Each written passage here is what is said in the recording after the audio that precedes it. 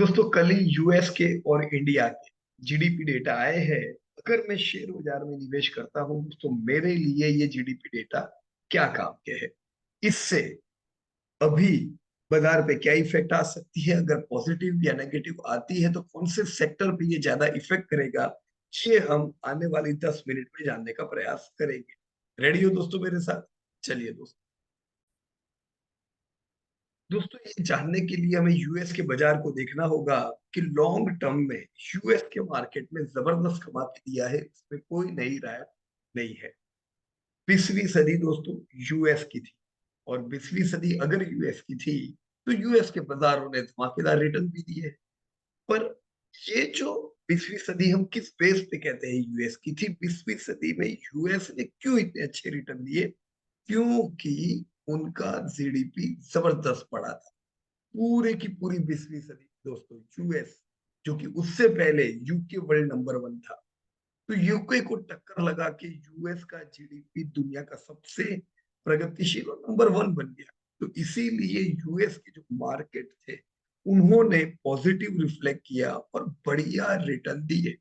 तो इससे ये बात बिल्कुल तय होती है कि जो अमेरिकन मार्केट्स है इन्होंने लॉन्ग टर्म में बढ़िया रिटर्न दिए हैं, क्योंकि जीडीपी उनकी सबसे बढ़िया चली।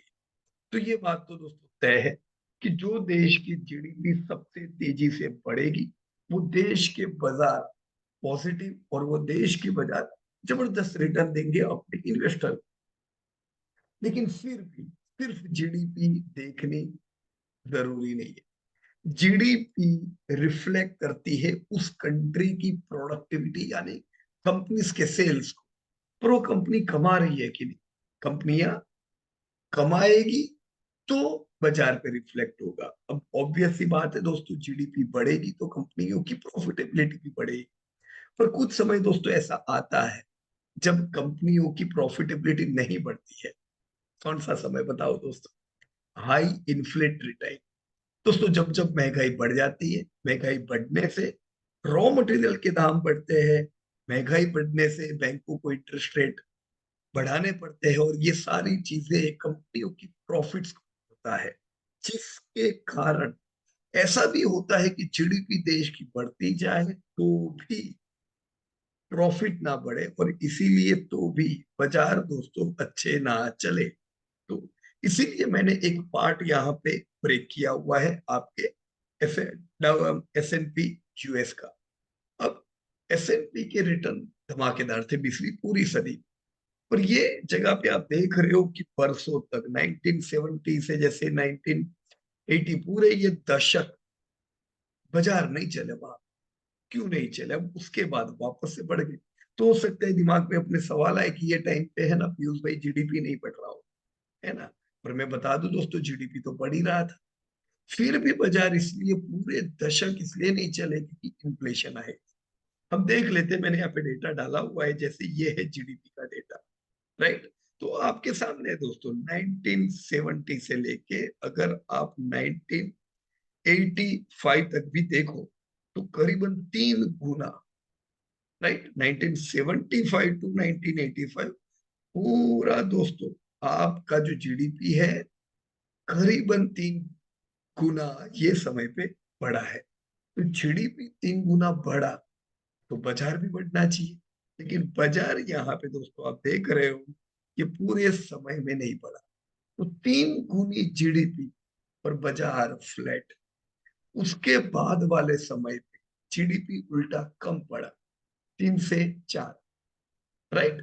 तो भी बाजार 3 गुना हो गया। है ना? आपके सामने ही डेटा है, देखो। तो ये कैसे हो सकता है दोस्तों? ये हुआ है इन्फ्लेशन के कारण। अब देख सकते हो दोस्तों 1970s में, सेवन टू बी एग्जैक्ट 74 में जबरदस्त इन्फ्लेशन बढ़ चुका था। फिर थोड़ा थोड़ा काबू में आया, पर 1980 तक के हाल बुरे थे। 1980 में पीक किया, फिर कंटिन्यू किया। तो सीधी बात है दोस्तों, ये वो समय होगा 1974 वाला, जब बाजार में यूएस की जीडीपी बढ़ रही थी पर कंपनियों के प्रॉफिट्स अच्छे नहीं थे। 11% महंगाई मतलब प्रॉफिट बढ़ रहे थे। उसकी सीधी इफेक्ट आपके बाजार पे पड़ी, राइट? और ये जो समय बाद में आया जब जीडीपी हल्का बढ़ा तो सही, पर हल्का बढ़ा, पर वो समय पे इन्फ्लेशन खा नहीं जाता था उनकी प्रॉफिट, तो आपके बाजार जबरदस्त चले। तो सीधी बात है दोस्तों, कोई भी कंट्री हो, हमने यूएस इसलिए लिया कि हिस्ट्री लंबी, कोई भी कंट्री में बाजारों को चलाने के लिए जीडीपी तो चाहिए ही चाहिए, वो नंबर वन। जीडीपी जिनका ज्यादा पड़ेगा, बाजार उनके पॉजिटिव रहे। पर जीडीपी को सपोर्ट किसका चाहिए? इन्फ्लेशन का। अगर इन्फ्लेशन कंट्रोल्ड में रहते हैं, बहुत ज्यादा नहीं बढ़ते हैं, तो बाजार इससे जबरदस्त चल सकते हैं। अभी का हाल क्या है दोस्तों? अभी आप जानते हो दोस्तों, करंटली रिसेंट अगर हम देखें, तो जैसे जीडीपी तो बढ़ता जा रहा है इन लोगों का भी, राइट? ये मैंने डेटा 2002 तक का लिया है, लेकिन 2022 का भी देखो तो ये 12 का 18 तक तो पहुंच गया, राइट? तो जीडीपी कंटिन्यू ग्रोथ में है। और अभी प्रॉब्लम क्या है दोस्तों? इधर देखो, ये वापस से सर ऊपर किया है इन्फ्लेशन। तो इन्फ्लेशन हाई पे है, बाजार करेक्शन पे था। आपने पिछले महीने देखा, इन्फ्लेशन के डेटा आए, थोड़े हल्के होके आए। तो अगर इन्फ्लेशन ऐसे धीमे धीमे डाउन आता है, तो इसकी पॉजिटिव इफेक्ट आप बाजार पे नियर टर्म में भी देख सकते हो दोस्तों, राइट? जीडीपी यूएस का रिसेंट सिनेरियो में क्या है, करंट दोस्तों अफेक्टेड है। जैसे यहाँ पे मैंने रिसेंट सिनेरियो के डेटा लिए हुए, इंडिया एंड यूएस। दोस्तों इंडिया में और यूएस में हमने देखा, पूरी दुनिया में कोविड ने जीडीपी को मारा, कोविड ने डिमांड को दोस्तों खत्म कर दिया था। जैसे इंडिया में Q1 में -24% जीडीपी हमारा डाउन हो चुका था, लॉकडाउन के कारण, राइट? कोविड के कारण। तो वो समय पे जीडीपी जबरदस्त अफेक्ट था, ये समय पे बाजार जबरदस्त टूटे थे दोस्तों। लेकिन इसके बाद क्या हुआ? इसके बाद दोस्तों इंडिया हो या यूएस, हमने हर जगह पे रिकवरी देखी। तो कोविड की जो अफेक्ट थी, वो कोविड की इफेक्ट तो चली गई, राइट? रिकवरी आती गई, तो उसकी भी इफेक्ट आपने बाजारों पे देखी, बाजार ने बढ़िया पॉजिटिव रिफ्लेक्ट किया। यूएस या इंडिया, कोविड के बाद बाजार अच्छे चले, आपको रिटर्न भी अच्छे मिले, राइट? यहाँ पे आप देख सकते हो दोस्तों, इंडिया अगर हम देखें, तो Q1 ये बड़ा जंप दिखता है, तो हमेशा याद रखने का, Q1 बड़ा जंप इसलिए है क्योंकि यहाँ पे लो बेस इफेक्ट आती है Q1 की अगले साल की, जबकि जीडीपी पूरे थे। तो ये लो बेस आप बार बार सुनते हो, वो वही है, बहुत ही कम जीडीपी था, तो उसके कारण ये बड़ा ग्रोथ दिखता है। तो हर बार आपको Q1 में बड़ा दिखेगा। उसके बाद Q1 इस साल भी दोस्तों हमने देखा, जीडीपी 13.5% आया। पर हमें समझ जाना चाहिए कि पिछले भी क्वार्टर में जीडीपी कम था। तो Q1 में जीडीपी बढ़ा आता है, फिर धीमे धीमे कूल ऑफ होता है, पर ये इस साल तक सीमित। अगले साल से ऐसा नहीं होगा, क्योंकि ये साल Q1 में बिल्कुल इफेक्ट, देखो यहाँ पे तो थी, दिस वॉज वेव वन, यहाँ पे थी, दिस वॉज वेव टू, याद है ना? वेव टू में जीडीपी वेव वन जैसा अफेक्ट नहीं हुआ था, पर अभी इस साल बिल्कुल इफेक्ट नहीं थी कोविड की, राइट? तो ये साल जीडीपी बढ़िया है। अभी Q1 में जो जीडीपी 13.5% के थे, Q2 में दोस्तों 6.3% के। अब दोस्तों मैं आपको बता दूं, आरबीआई को भी इसके लिए धन्यवाद कहना पड़ेगा, क्योंकि 6.3% यानी ये एग्जैक्ट हमारे एस्टिमेट जैसे आए। इससे पहले Q1 के जब जीडीपी हमने अनाउंस किए थे, तब हमने दोस्तों एग्जैक्ट यही एस्टिमेट किया था, आप उस समय के वीडियो जाके देख सकते हैं। तो बिल्कुल ही जो एस्टिमेट थे वैसे जीडीपी आए हैं दोस्तों। इन एस्टिमेट के आधार पे अब तक 6 महीने बीत चुके हैं, हमारा जीडीपी 9.7% बढ़ा है। हम ये साल 7% की उम्मीद कर रहे हैं। तो दोस्तों इंडिया का जीडीपी बहुत अच्छा है। ये 7% दुनिया जिसका ग्रोथ बिल्कुल अच्छा नहीं होने वाला है ये साल, उसके मुकाबले हमारे जीडीपी एकदम मस्त है। अब आप यूएस के डेटा देखोगे, तो यूएस के जीडीपी दोस्तों काफी अफेक्ट हो गए थे कोविड के बाद दोस्तों। हम लोगों ने यूक्रेन यूरोप की यूक्रेन और रशिया का युद्ध देखा, जिसके कारण दोस्तों आपको पता ही अभी क्या चल रहा है, ट्रेड डिसरप्शन हुए दोनों कंट्रियों का, जीडीपी तो तबाह हुआ ही, दूसरे जो जितने भी कनेक्टेड कंट्रीज होते हैं उनके भी जीडीपी पे इफेक्ट आई। तो ये जीडीपी बिल्कुल ही क्वार्टर 4 के बाद दोस्तों आप देख रहे हो म्यूटेड हो गई। ये तीसरा क्वार्टर है, बहुत अच्छा जीडीपी नहीं है, म्यूटेड है। क्यों? युद्ध के कारण इन्फ्लेशन बढ़े, इन्फ्लेशन बढ़े वापस से पहले जैसे बुरा समय जो मैंने आपको पहले बताया। तो इन्फ्लेशन बढ़ने से सेंट्रल बैंक्स को इंटरेस्ट रेट बढ़ाने पड़े तो कंपनियों को दो दो मार पड़ती है दोस्तों। एक तो इंटरेस्ट रेट ज्यादा पे करना पड़ता है, दूसरा महंगाई बढ़ने से उनके रॉ मटेरियल के दाम बढ़ जाते हैं, तो प्रॉफिटेबिलिटी टूटती है। तो हमने देखा एग्जैक्ट 12 महीने से यूएस के और इंडिया के बाजार अफेक्टेड। अब यूएस के ज्यादा टूटे कि इंडिया के ज्यादा टूटे? देखो इंडिया में तो ग्रोथ अभी भी 6 महीने का 10% था, 9.7, पर यूएस में बिल्कुल बुरे हाल है दोस्तों। अभी इंडिया के 6 महीने फाइनेंशियल हुए, यूएस के 9 महीने हो गए। ये 9 महीने का आप ग्रोथ देखो तो दोस्तों ये दोनों महीने तो नेगेटिव था, इस बार 2.9% का पॉजिटिव ग्रोथ है। अब यूएस के लिए अच्छी खबर, इंडिया के लिए तो जो एस्टिमेट किया वही आया, तो ना बुरा ना अच्छा। यूएस में प्रेडिक्ट किया गया था 2.3%, 2.3 के बदले 2.9 का आना दोस्तों एक अच्छे संकेत। तो अच्छे जीडीपी डेटा आए हैं, ये इंडिया से बहुत कम। अब इसी की इफेक्ट आपको बाजार में दिख रही है। डाउ जोन्स आप देखो दोस्तों 65% लो से रिकवर हुआ। क्यों? क्योंकि ये एस्टिमेट जीडीपी के भी रिकवरी के थे। इंडिया का जीडीपी तो ऑलरेडी बढ़िया है, तो इंडिया का जीडीपी तो पूरे पूरा रिकवर हो गया है। अब प्रॉब्लम खाली इन्फ्लेशन है, इन्फ्लेशन जैसे जैसे कम होंगे दोस्तों बाजार धमाकेदार चले, राइट। इन डेटा के आधार पे दोस्तों भारत का जीडीपी हम इस साल अभी भी 7% के आसपास का एस्टिमेट करेंगे, क्योंकि इंडिया में और 6 महीने बाकी है। यूएस में 6 साल खाली 3 महीने बाकी है फाइनेंशियल ईयर। हम 1.6% इस साल का ग्रोथ उम्मीद करेंगे, राइट। तो ग्रोथ 1.6%, इन्फ्लेशन 7%। तो सीधी बात है दोस्तों, यूएस की प्रॉफिटेबिलिटी इस बार बहुत टूटेगी, रिकवर करेगा डाउ जोन्स, लेकिन ब्रेकआउट की संभावना नहीं। इंडिया में जीडीपी बहुत अच्छा है, इन्फ्लेशन कम से कम यूएस से कम है, तो यहाँ की कंपनियों की भी प्रॉफिट टूटे, पर उतने नहीं टूटे क्योंकि डिमांड जोरदार है, राइट। जीडीपी बढ़िया है तो प्रॉफिट बढ़े है, जिससे इंडिया के बाजारों ने ब्रेकआउट।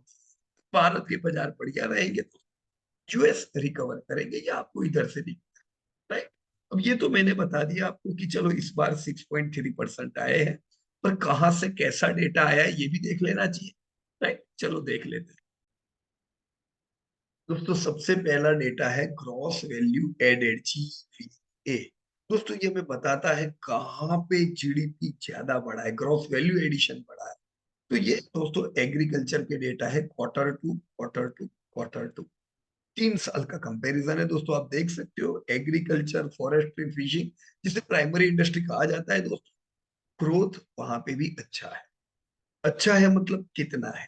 पिछले क्वार्टर में 4.55 था, इस बार दोस्तों 4.6% का ग्रोथ है। एग्रीकल्चर में ग्रोथ दोस्तों एकदम डबल डिजिट नहीं रहता, पर ये ग्रोथ भी इंडिया के लिए अच्छा है, हम ग्रोथ कम से कम कर रहे हैं। माइनिंग एंड कोरिंग दोस्तों, यहाँ पे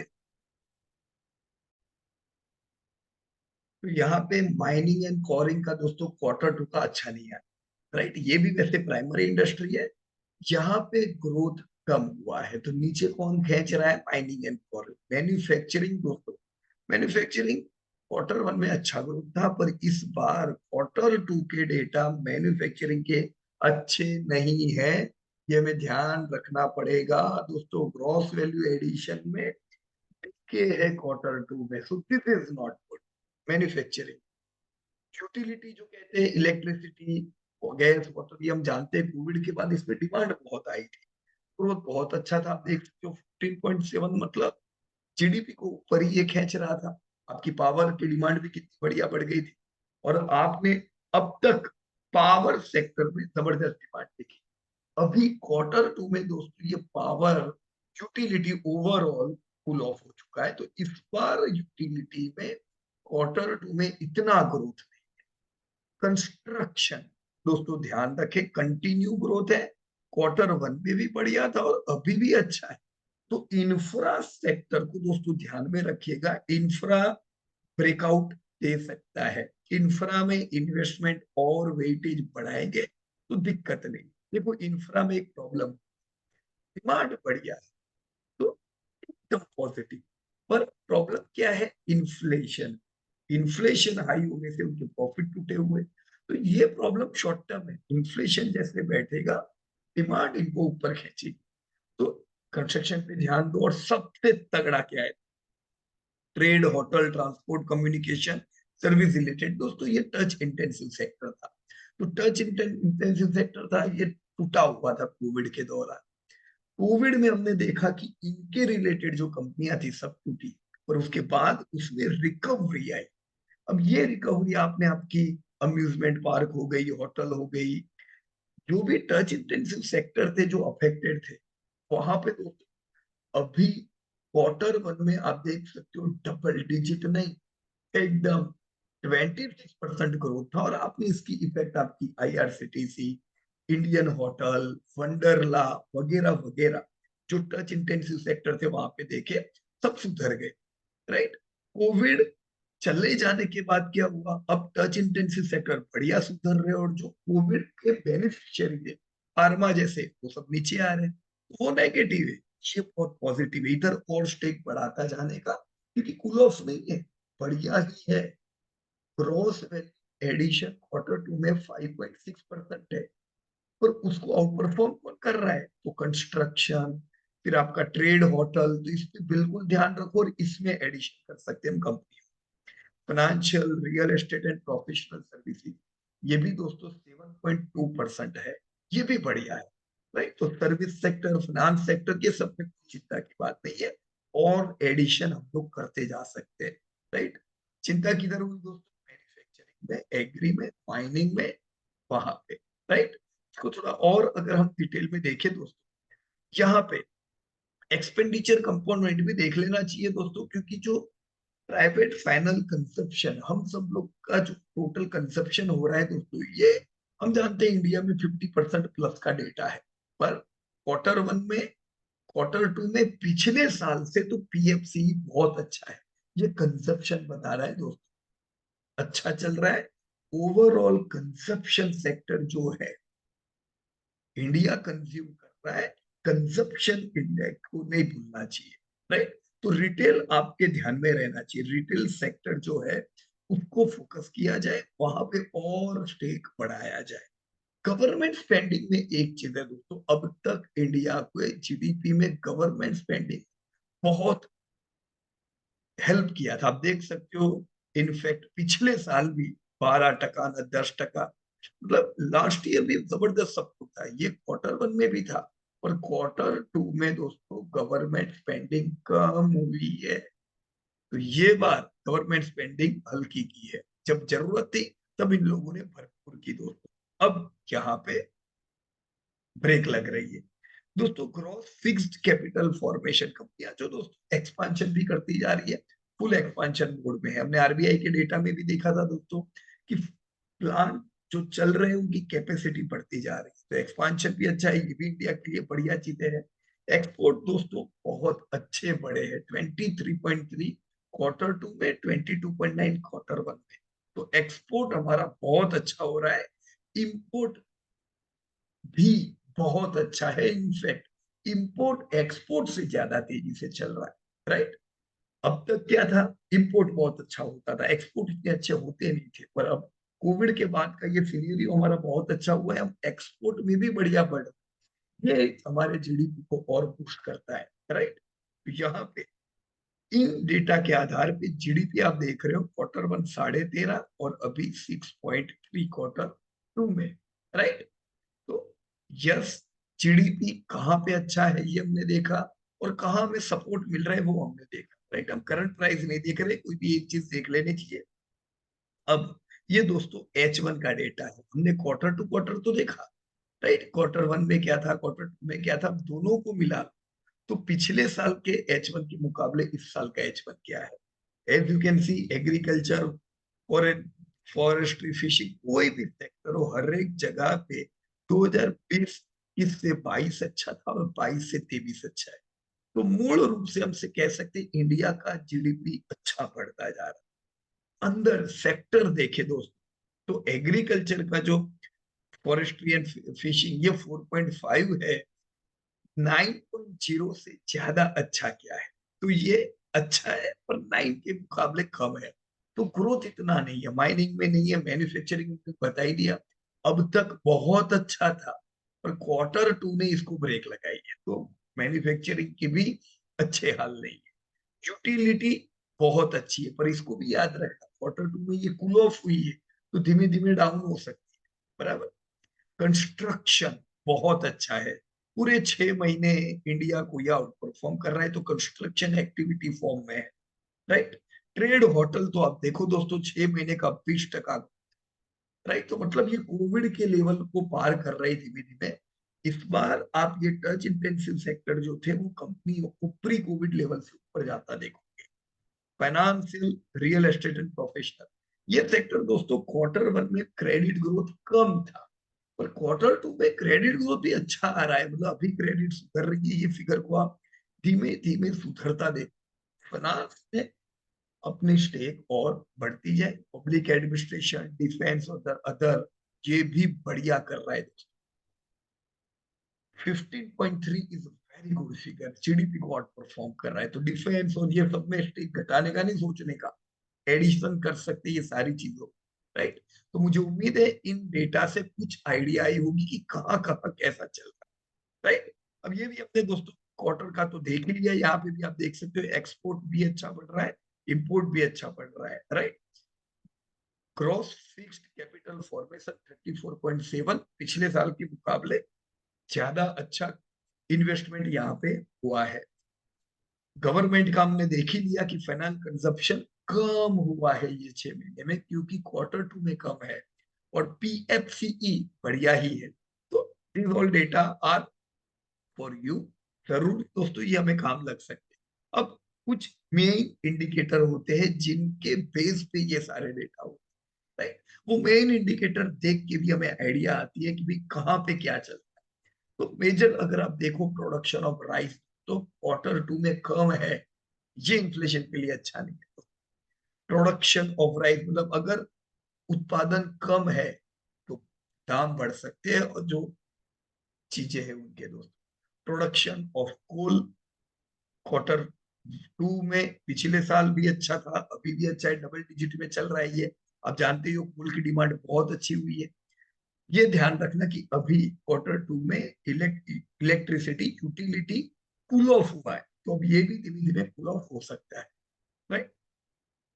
प्रोडक्शन ऑफ सीमेंट दोस्तों पिछले साल के मुकाबले हल्की हुई है थोड़ी, राइट। 4.6 मतलब ऐसा नहीं कह सकते बहुत बढ़िया है, अच्छे है, ओवरऑल इंफ्रा में इनका काम है तो इनका ग्रोथ रहेगा, राइट। पर थोड़ा कूल ऑफ है, ये भी ध्यान रखने का।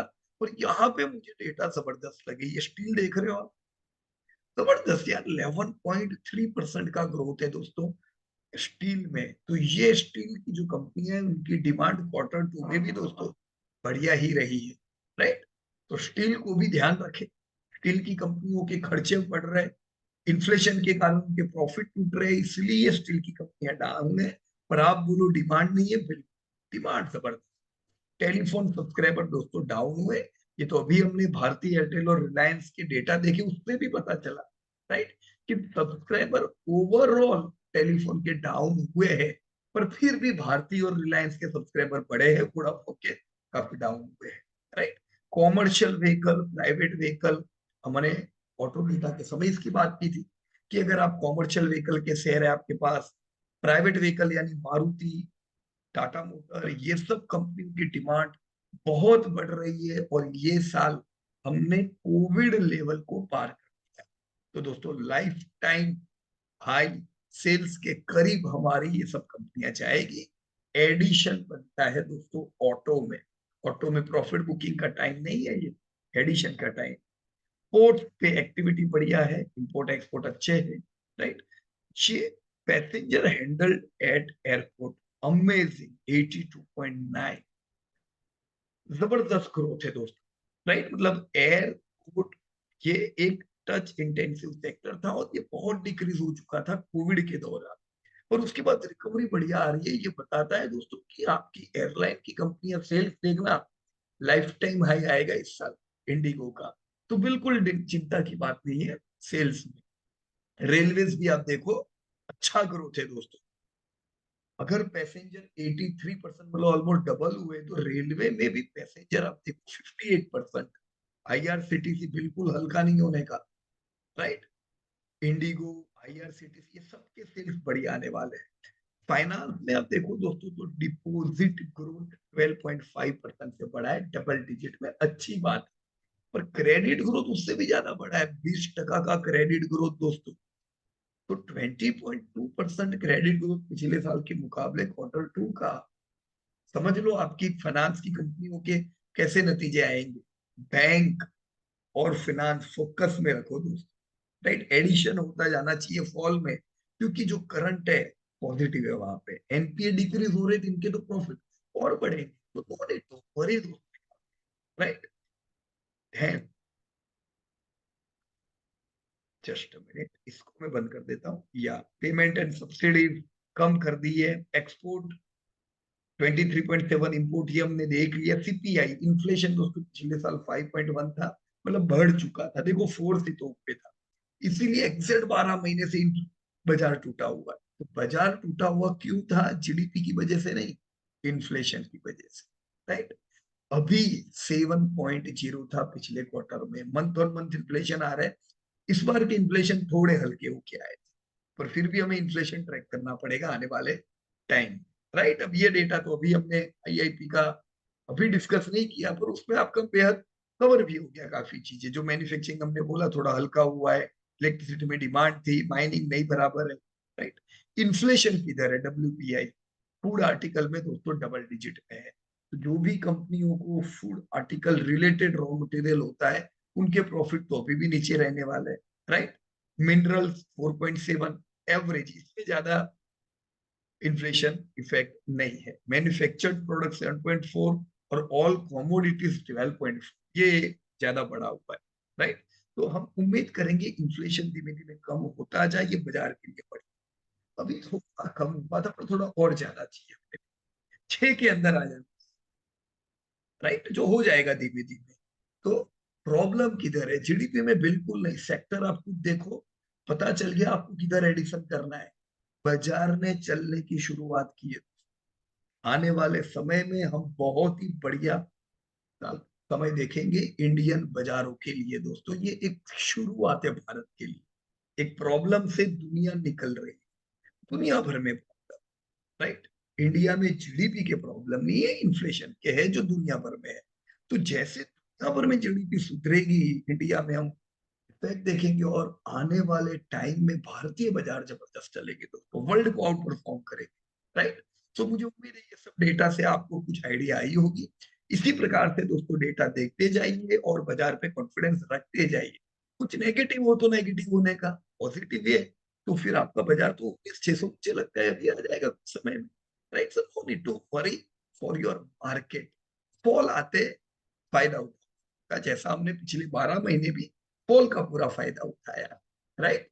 इसी प्रकार से दोस्तों ये सारी चीजें अपडेट चाहते हो, चैनल को सब्सक्राइब रखना, और मुझे कमेंट में बताना कि मैंने तो डेटा बताया, आपका विचार क्या कहता है, जीडीपी भारत का कैसा है। तो धन्यवाद and thank you very much to all.